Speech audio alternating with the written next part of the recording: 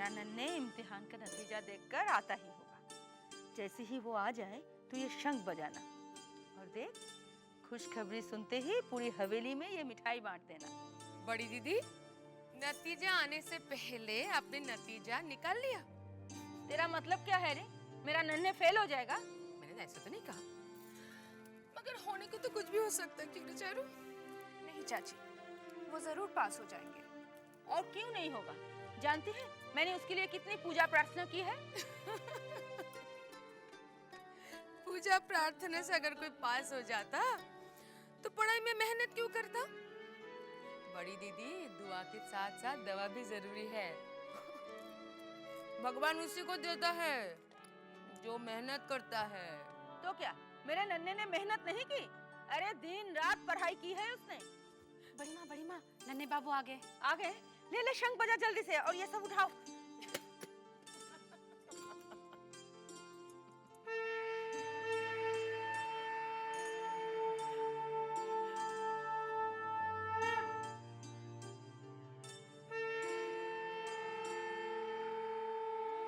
माँ, ये सब क्या है?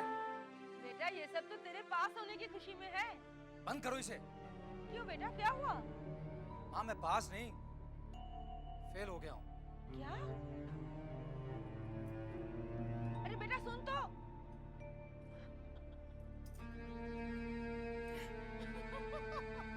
हाँ हाँ हंस ले, तुझे तो जले पे नमक छिड़कने में बड़ा मजा आता है ना। जले पे नमक तो आप खुद ही छिड़कवाती हो। और हाँ, फेंकेगा नहीं, गरीबों को बांट दीजिए। पास की ना सही, फेल की सही। विमला, जल्दी से ये सब हटा यहाँ से। अरे आप, ये हार अपने लिए बनवाया है? अब बनवाया तो अपने लिए था, मगर नन्हे की पास होने की खुशी में बाहर जो शंख वगैरह बज रहे हैं, तो हमने सोचा कि उसे ही ये उपहार दे दें। बस क्यों रही? तो ये हार आप खुद ही पहन लीजिए। मतलब आपका नन्हे फेल हो गया। बाहर शंख वगैरह? बड़ी दीदी को विश्वास था कि उनका बेटा जरूर पास होएगा, मगर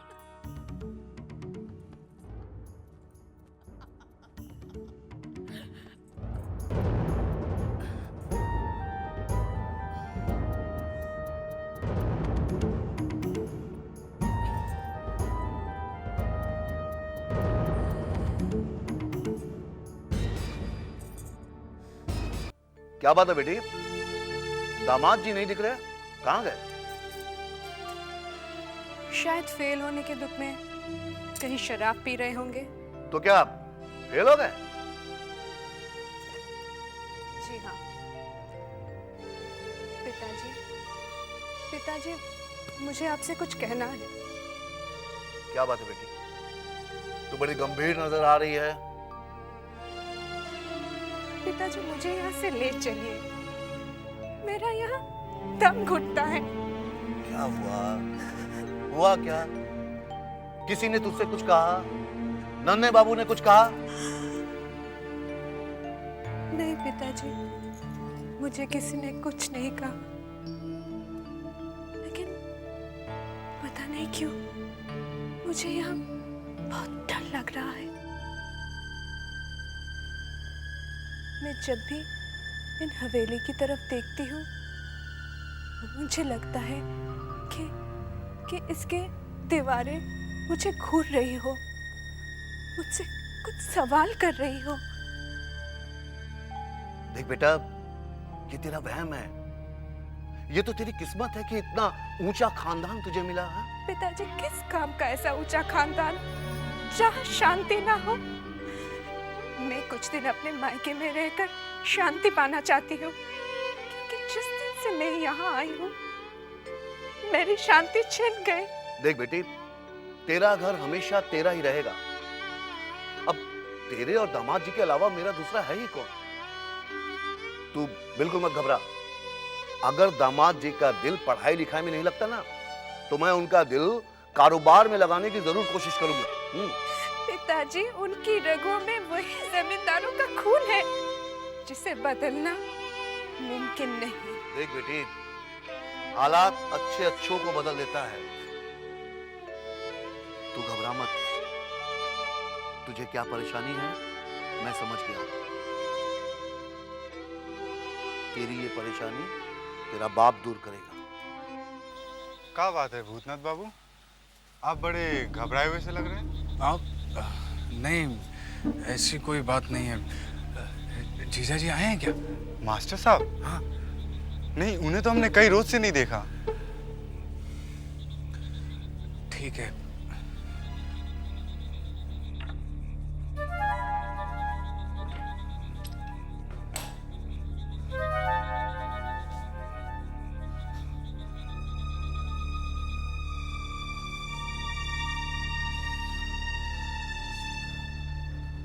साले साहब आप आ गए। अरे बंसी, अच्छा हो गया तू आ गया। आज पता है गोरों ने जीजाजी पर गोलियां चलाई। हे भगवान, फिर क्या हुआ?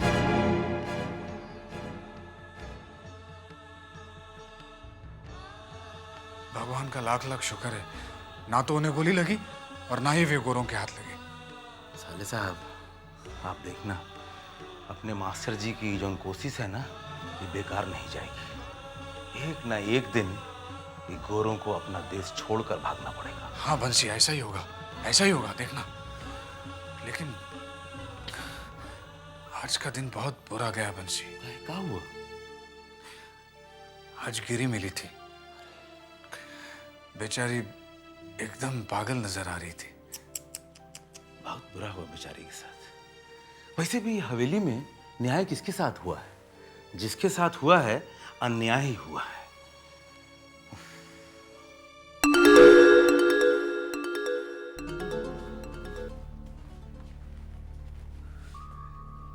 ये चोर की तरह दबे पांव कौन जा रहा है? साले साहब, ये जो उन हवेली में साहब लोग हैं ना, इनका कौनो काम रुकता नहीं है, सब काम चलता रहता है। यह है अपनी बड़ी माँ की दासी लक्ष्मी, अपने नन्हे बाबू के अय्यासी का सामान है। सुनो सुनो, जौन काम वो गिरी करती थी ना, वही काम अभी लक्ष्मी करती है। छी छी।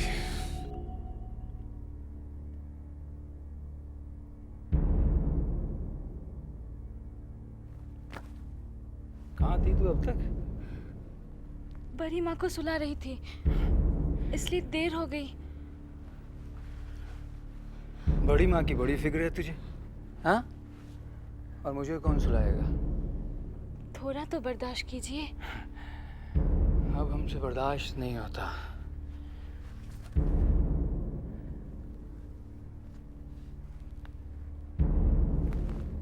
बंसी, मुझे तो इस हवेली में रहने से नफरत सी हो गई है। अगर छोटी बहू का ख्याल ना होता तो मैं हवेली कब का छोड़कर चला गया होता। चलो उसे देखते हैं। अरे साले साहब, ए साले साहब, अरे आइए ना साले साहब। देखिए साले साहब, जौन बात हम लोगों के लिए बुरा है वो उनके लिए अच्छा है। काहे को बेकार में अपना अपमान करवाते हैं? अरे आपके लिए तो यही काफी है कि नन्हे बाबू आपकी इज्जत करते हैं। साले साहब, आप नहीं जानते हैं हम किस तरह से अपनी विधवा बहन चिंता को इन भेड़ियों के बीच में सुरक्षित रखा है। आज अगर छोटी बहू रानी नहीं होती। छोटी बहू रानी? हाँ साले साहब, छोटी बहू रानी। एक दिन मेरे साथ चल, तब तो मुझसे बचने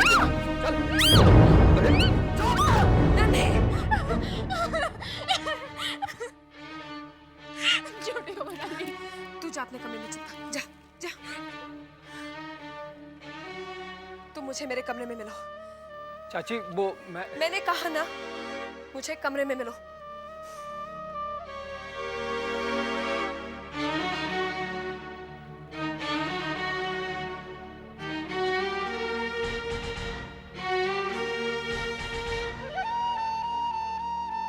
चाची मुझसे गलती हो गई, मैं शायद अपने होश में नहीं था। नन्हे, मैंने तुमसे सफाई नहीं मांगी है।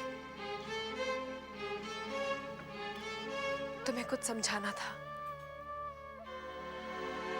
मैंने चिंता को एक दासी की तरह नहीं, अपनी बहन की तरह समझा है।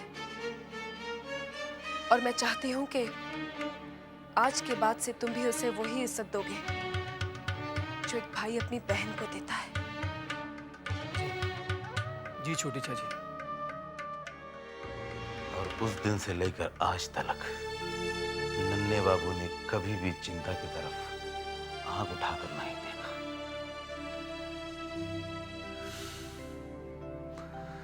छोटी बहू किसी देवी से कम नहीं है। हाँ, छोटी बहू कौनो देवी से कम नहीं।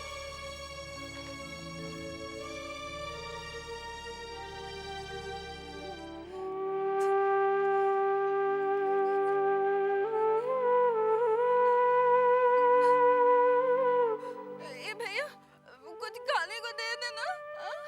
भैया, ए भैया, भैया, कुछ तो दे के जाओ कोई मुझे, बहुत भूख लगी है भैया।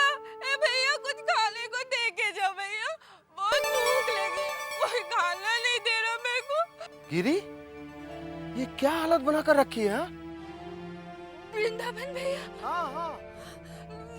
मुझे कोई खाना नहीं दे रहा, बहुत भूख लगी, सबसे मैंने मांग लिया। चल मेरे साथ चल। वो हवेली के लोगों ने मुझे निकाल दिया। ठीक है, मेरे साथ चल। अब मुझे हवेली ले नहीं, मेरे साथ चल। चल, गिरी चल, मेरे साथ चल। आजा चल। हवेली नहीं लेके नहीं। खाना दोगे ना? हाँ। दोगे ना? हाँ, चल। बहुत भूख लगी, हाँ, चल। किसी ने मुझे खाना नहीं चल। दिया। मुझे खाना दोगे? हाँ? हवेली नहीं लेके जाओगे ना?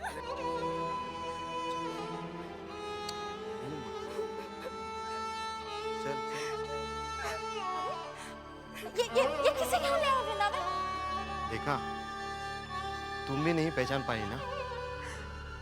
मैंने भी इसे पहचान नहीं पाया था। मैंने इसे आवाज से पहचाना।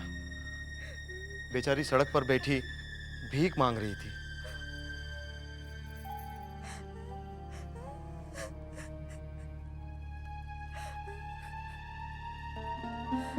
गिरी, ये तो गिरी है। मुझे बहुत भूख लगी है, थोड़ा खाने को दे दो। वृंदावन जा, इसके लिए खाने के लिए ले आ। आजा, बैठ बैठ। आ।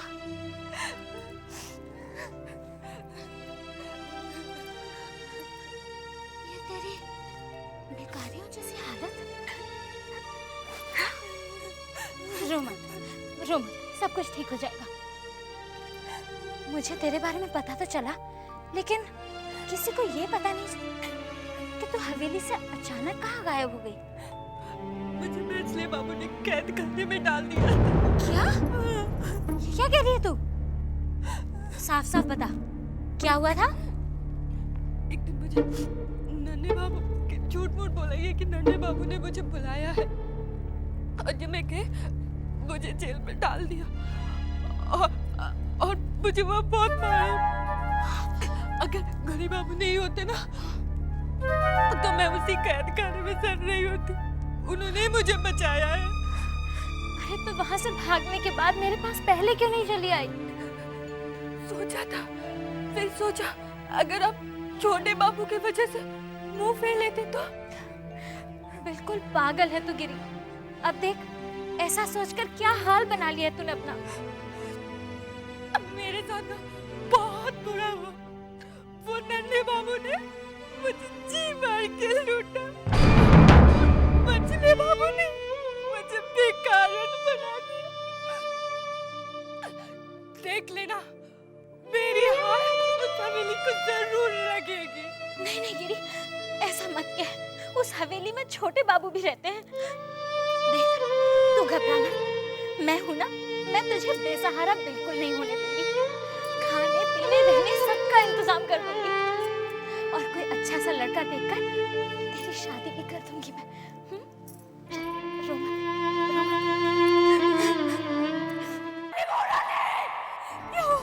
सिंधु, पता नहीं अचानक क्या हो गया, गिर पड़ी है।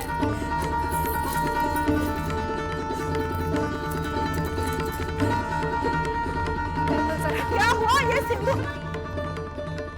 क्या हुआ इसे? क्या हुआ मछली चाची को? पता नहीं, अचानक बेहोश हो गई। बेनी, बेनी, जी बड़ी माँ। जा जल्दी से मछली बाबू को खबर कर, बोल कि मछली बेहोश हो गई है। जा जल्दी जा। जी बड़ी माँ। अरे अरे तुम लोग बैठे क्यों हो? पानी छिड़काओ, प्याज सुंघाओ, अरे जूता सुंघाओ। अरे सिंधु जा जल्दी जा, प्याज काट के ले आ।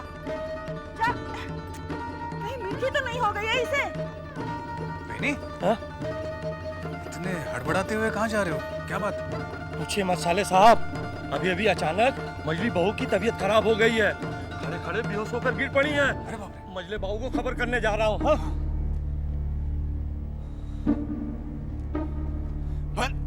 बंसी, बंसी, ये मंजली बहू को क्या हुआ? उनकी तबीयत तो कल से बिगड़ी हुई है बहुत, आज कुछ ज्यादा खराब हो गई है। और ये मंजली बाबू कहाँ गए? मजले बाबू कहाँ? अपने हंसिनी के पास। हंसिनी? हाँ, मजले बाबू की रखेल। छोटी मालकिन, मछली मालकिन को होश क्यों नहीं आ रहा है? तू घबरा मत, वैद्य जी आते ही होंगे। जा इनके लिए थोड़ा पानी ले आ।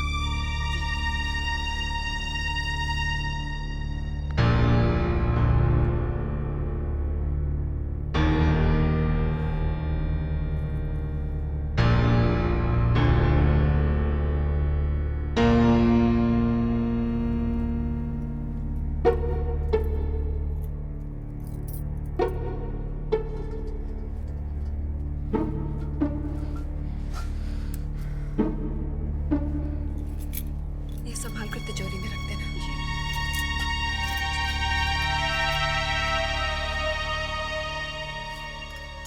बेनी भी अब तक मछली बाबू को लेके नहीं आया।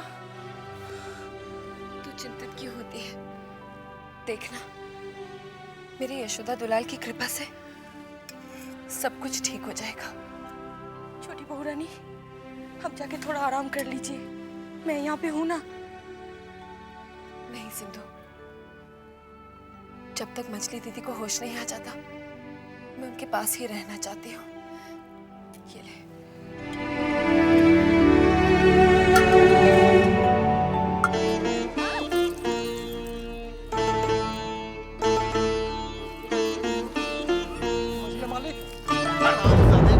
तेरी ये मजाल तो इस वक्त यहाँ आया, देखता नहीं कि हम क्या कर रहे हैं? सरकार, अचानक मजली मालकिन की तबीयत खराब हो गई है। क्या हुआ मछली मालकिन को? खबरदार, होशियार, मजले बाबू की हवा गाड़ी आ रही है।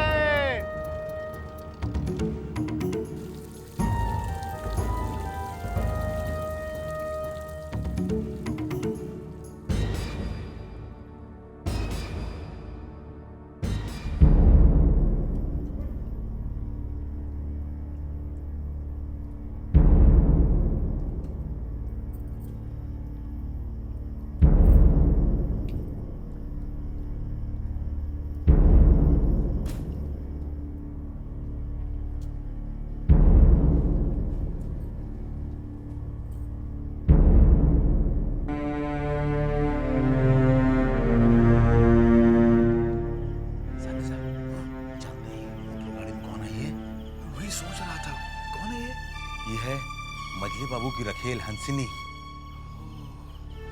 लेकिन वो यहाँ क्यों आई है? शायद मजली मालकिन का तबीयत का सुनकर आई है, लेकिन साले साहब मैं पता करता हूँ क्यों आई है यहाँ पे।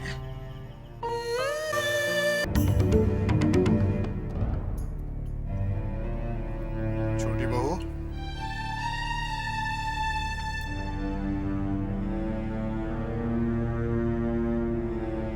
अब कैसी तबीयत है? जी, शशि वैद्य दवा तो दे गए हैं, लेकिन दवा तब दूं जब इन्हें होश आए। ठीक है, तुम अपने कमरे में आराम करो, हंसिनी देख लेगी। लेकिन जेठ जी वो कहा ना, हंसिनी देख लेगी, तुम फिक्र मत करो, तुम आराम करो।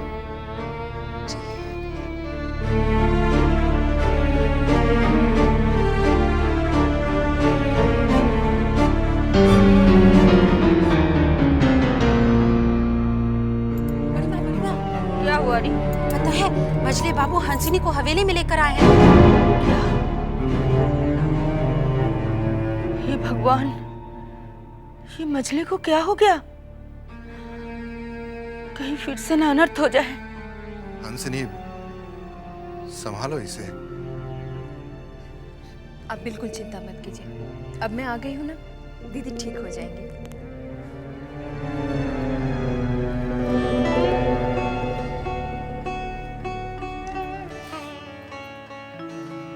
इन्हें तो तेज बुखार है। सुनो, जल्दी से बर्फ लेके आओ, मैं पट्टी कर देती हूँ।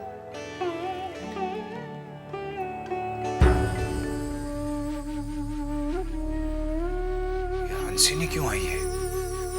साले साहब जाना तो ये मजले बाबू हंसिनी को मजली बहुरानी के देखभाल के लिए ही लाए हैं। एक बात बता बंसी, का जब मजली बहू ठीक हो जाएगी तो हंसिनी को देखकर बड़ी माँ की तरह हंगामा खड़ा नहीं कर देगी? ये तो मजली बहू के ठीक होने के बाद ही पता चलेगा। आप जाना तो साले साहब, जब हंसिनी पहली बार मजले बाबू की जिंदगी में आई थी तो हमको अच्छी तरह से याद है कि महीनों तक मजले बाबू पलट कर भी मजली बहू की तरफ नहीं देखे थे। क्या वो कहीं बाहर से आई थी? हाँ, बनारस से कलकत्ता आई थी एक महफिल में मुजरा करने अपनी माँ के साथ। मजले बाबू भी वो महफिल में गए थे। मजले बाबू ने मुजरा देखा और हो गए लट्टू। फिर क्या है, जैसे मुजरा खत्म हुआ, सुना है कि मजले बाबू खड़े हुए और मांग लिया हसीनी को उसके माँ से।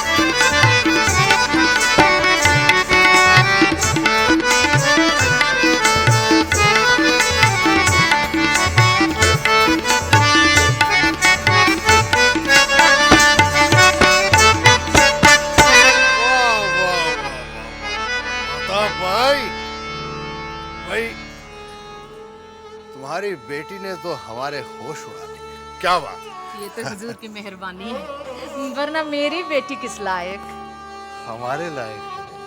तुम्हारी बेटी हमारे लायक? अच्छा भाई, तुमको अब बनारस जाने की जरूरत नहीं है, तुम यहीं रहोगी हमारे पास कलकत्ता। हाँ। अचानक साल भर के बाद हंसिनी की माँ बीमार हो गई और वो भगवान को प्यारी हो गई। बस फिर क्या था, हंसिनी हो गई मजले बाबू की जायदाद। अच्छा साले साहब, चलते हैं, देखूं जाके मजली बहू को होश आया कि नहीं। हैं? ठीक है, जाते हैं।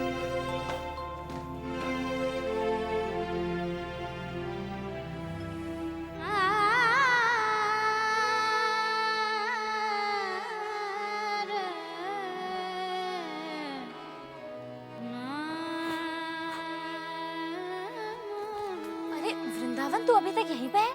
गिरी को छोड़ने नहीं गया? अरे छोटे बाबू आते होंगे, अगर उन्होंने गिरी को देख लिया तो मुसीबत खड़ी हो जाएगी। जा जल्दी जा। और गिरी कहाँ है? वो सीढ़ी पर बैठी है। गिरी, गिरी, चल जल्दी मेरे साथ चल। तेरे लिए जो कपड़े वगैरह खरीद कर लाए हो ना, उसे गठरी में बांध दे। छोटे बाबू आने वाले हैं।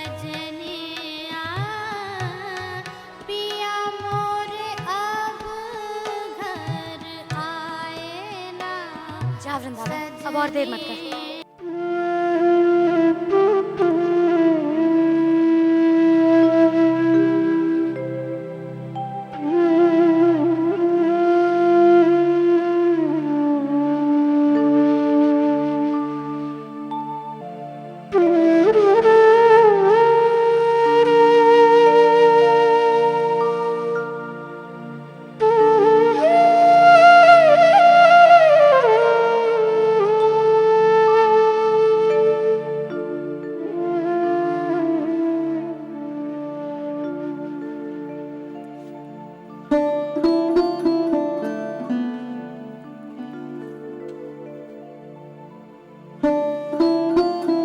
समझ में नहीं आ रहा हमारी मछली को होश क्यों नहीं आता। जानती हो हंसनी, हम तुम्हें यहाँ क्यों लेकर आए हैं? क्योंकि तुम्हारे हाथों में जादू है। तुम्हें याद है बहुत अरसा पहले हम बीमार हुए थे और तुमने अपने इन्हीं हाथों से हमें ठीक किया था। तो वही जादू हमारी मछली पे तुम क्यों नहीं चलाती?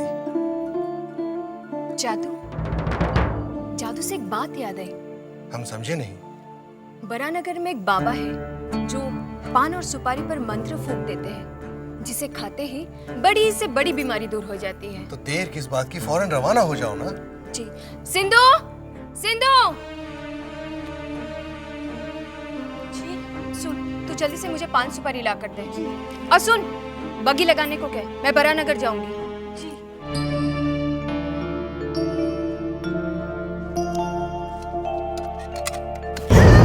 राम राम राम राम राम राम राम। अरे क्या माफ करना, अब तो मुझे 64 बार नहाना पड़ेगा। और तुझे क्या यही समय मिला था अंधों की तरह यहाँ से जाने का? विमला, विमला। जी बड़ी माँ। चल जल्दी से नहाने का पानी लगा। चलिए बड़ी माँ। न जाने कहाँ से सब आ जाते हैं।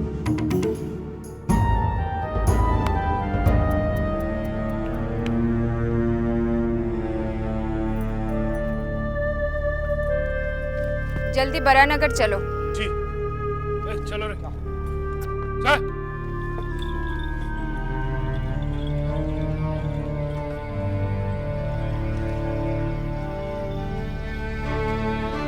मछली बहू ठीक हो गई क्या? नहीं, अभी कहाँ ठीक हुई है?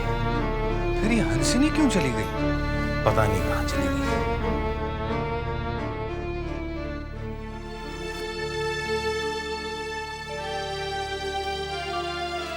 आपको पता है, मछली दीदी की तबीयत बहुत खराब है।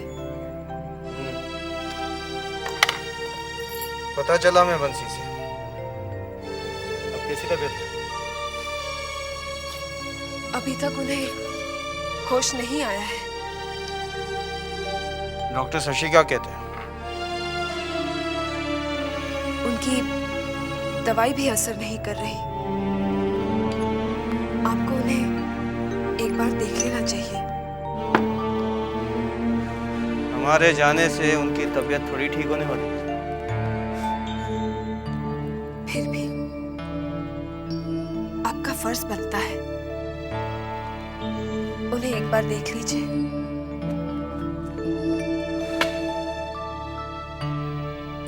ठीक है।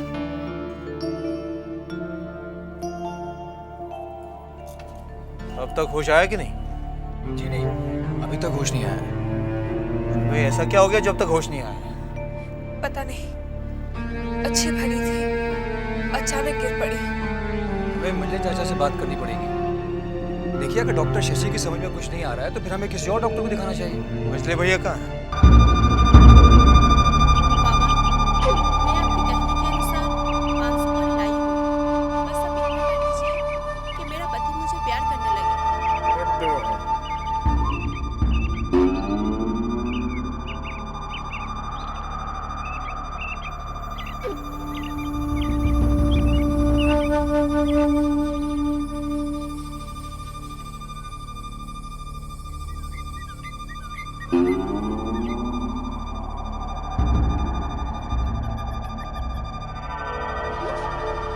ले जा, एक ला देना, सब ठीक हो जाएगा।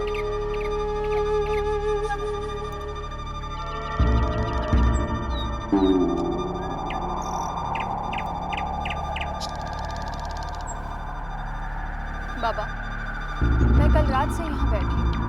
मुझे सब मालूम है, तेरे घर में कोई बीमार है। आप तो अंदर ही आ गए। मेरी दीदी बहुत बीमार है। घबरा नहीं, सब ठीक हो जाएगा। पान सुपारी लाई है? लीजिए।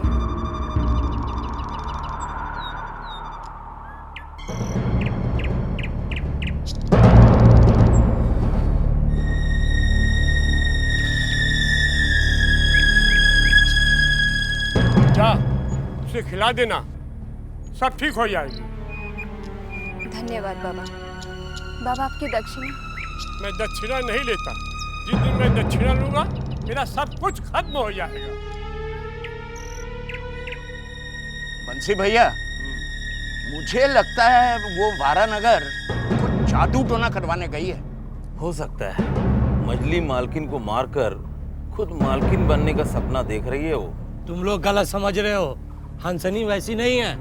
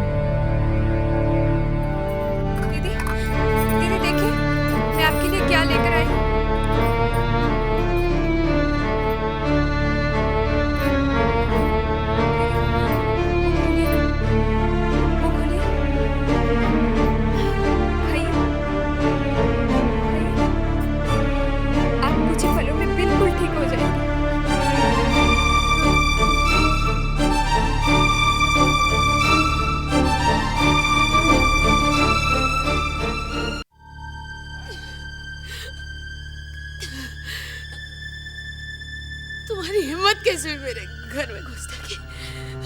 आप लेट जाइए, आपकी तबीयत ठीक नहीं है। दीदी आप मेरी बात आज मुझे नहीं दिखाया तुमने। मेरे पति की रखेल हो तुम, समझी? रखेल को घर के बाहर रखी जाती है, घर के चार दीवारी में नहीं लाई जाती है। मेरे घर की दहलीज लांघने की हिम्मत कैसे की तुमने? ये झूठे आंसू बहाकर ना तो मेरे दिल में कोई जगह बना सकती है, ना ही मेरे घर में। मैं तेरी चाल को अच्छी तरह समझ चुकी हूँ। तू मेरी जगह लेना चाहती है, हाँ? अरे मेरे जीते जी तो क्या, मेरे मरने के बाद भी तू मेरी जगह नहीं ले सकती। निकल यहाँ से, निकल जा यहाँ से सिंधु, इस मनहूस को निकाल यहाँ से। खड़ी खड़ी क्या देख रहे? चुप कीजिए, निकली वाल के चुप कीजिए, निकाल इसे। इसे मनहूस कहने से पहले कम से कम सच्चाई को तो जान लिया होता। जिसे तुम मनहूस कह रही हो, जिसे घर से निकल जाने के लिए कह रही हो, जानती हो उसने तुम्हारे लिए क्या किया है? उसने तुम्हारे लिए क्या नहीं किया है? दिन रात तुम्हारी सेवा की, अपने रात दिन एक कर दिए तुम्हारी सेवा में। सोना तो बहुत दूर की बात है। 4 रातें मजली बहू, 4 रातें अपनी आंखें तक नहीं झपकाई, और उसी को तुम आंखें दिखा रही हो। डॉक्टर जवाब दे गया, हकीम की दवा कोई काम न आई, तुम्हें ठीक नहीं कर पाई। तब ये वरानगर गई, जहां किसी बाबा की दुआ की वजह से आज तुम सांसें ले रही हो। और तुम इसे मनहूस कह रही हो? रहने दीजिए मछली बाबू, ये सेवा मैंने किसी की वाहवाही लूटने के लिए नहीं की। ये तो मेरा धर्म था, और शायद दीदी ने मुझे गलत समझ लिया। दीदी, मुझे अपनी औकात मालूम है। एक नाचने वाली घर की नहीं, कोठे की शोभा कहलाई जाती है। और आपने ये कैसे सोच लिया कि मैं आपकी जगह लूंगी? मेरे ऐसे भाग कहाँ? मैं अगर 10 जन्म भी ले लूं, आपकी जगह नहीं ले पाऊंगी। मैंने अगर आपका दिल दुखाया तो माफ कर दीजिएगा। हंसनी, मुझे क्षमा कर दो। दीदी, ऐसा कहकर मुझे पापी मत बनाइए। मुझे वाकई नहीं पता था तुमने मेरी इतनी सेवा की है। मुझे क्षमा कर दो। ये छोटी सी बेट अपनी दीदी की तरफ से, नहीं अपनी दीदी की तरफ से।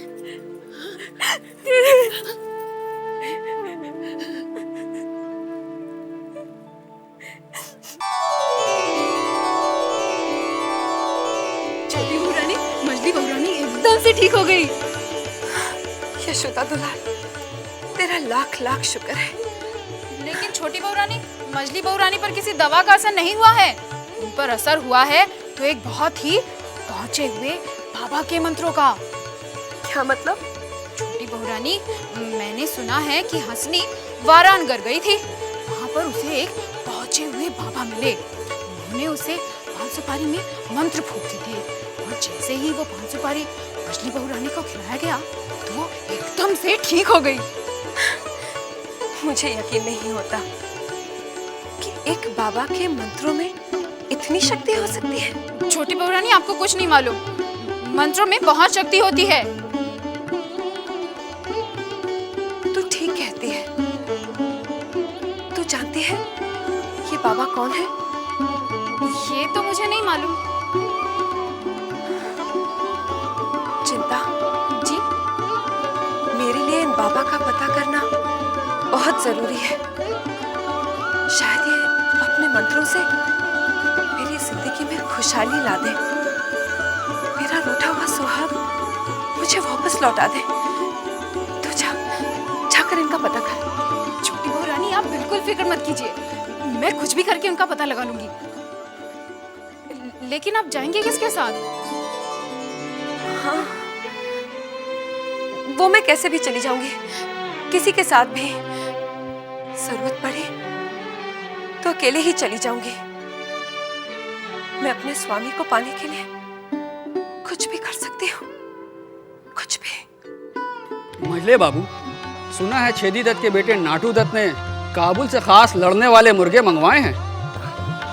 अरे उसका बाप तो मरते मर गया, लेकिन न ही कबूतरबाजी में मझले बाबू से बाजी मार पाया और न ही पतंगबाजी में। तो उसका बेटा ये नाटू दत्त इस मुर्गेबाजी में क्या बाजी मारेगा? साहब का बेटा सपोलिया है, फन तो मारेगा। फन हम कुचल देंगे। भैरव बाबू जी, बुखारा से कुछ बढ़िया नस्ल के मुर्गे मंगवाइए जो नाटू दत्त के मुर्गों की बोटी बोटी नोच डाले। आप चिंता मत कीजिए, मैं ऐसी नस्ल के मुर्गे मंगवाऊंगा जिनके पुरखों की नस्ल भी लड़ाकू थी। कलकत्ता में पहली बार ऐसी नस्ल के मुर्गे आएंगे। सरकार, तो सुखचर गए तेरा लगान वसूलने। सरकार, इस साल लगान देने से सब इनकार कर रहे हैं। क्या कहा? सरकार, गांव के गांव बगावत पे उतर आए हैं।